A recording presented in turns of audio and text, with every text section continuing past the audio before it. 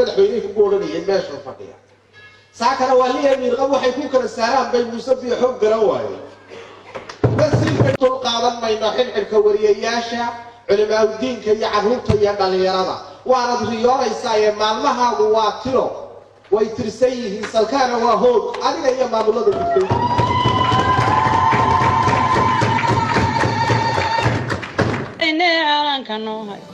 libaanow calanka noohay mahdigii la soo dirayow libaanow calanka noohay waan kugu riyaaqnay calanka noohay waxaad tahay kaan sugaynay calanka noohay madaxweyneenow calanka noohay libaanow calanka noohay rabbi baa ku soo diraye libaanow calanka noohay waan kugu riyaaqnay calanka noohay waan kugu riyoonay calanka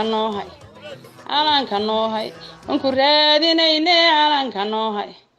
calanka noohay mahdigii la soo dirayow libaanow calanka noohay ku caleema saarnay calanka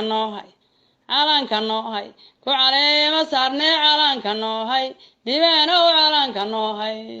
amiin waxay odhanaysaa axmaq baa ninkiisii waxtara eega oo naca ee alcadaala khayr buu wadaa waana la arkaaye abaaraha dhacay iyo dadka oonku wada laayay ayuu riigag awdaa haya oo ugu bukeena aqallada dabayluhu rideen waa ka aabuday istareexe reerii wadhnaa 10 ayaamood ummad kale irdhowdu intaa ohow leeyahay nin idaacad gooniya furto ehela weeyaane uluufkaa ka badan daawadaa wada onlinekii eyl iyo jabuuti iyo ilaa adari guudkeeda iridaha wajeeriya ilaa iimay dhinaceeda idilkeedba soomaali wuu ugu adeega ma inkiro islaamkuba ninkii aayatiin badanee allaylehe liibaan ina xuseen waa iftiin baxay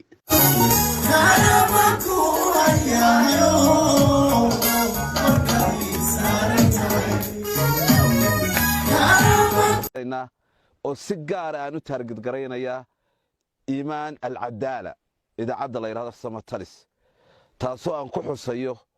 inay ku guulaysatay barnaamijka la yidhaahdo tolkaa kiisa baahan uga qaad tolkaa kiisa waxaysta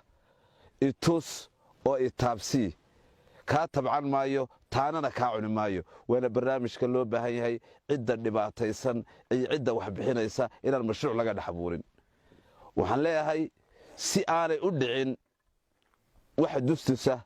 si aanay u dhicin mashruuc inuu dhex galo ninkaa dhibaataysan idaacadda soo gaarsiin karta ee salaxlayba soo gaarsiisay ee itus oo itaabsii qof kasta wixii uu bixiyey iyo meeshii ay ku baxday iyo dhibanihii inay gaadho waa midhka weyn ee aanu halka u marayna inay dhacdo waxaan leeyahay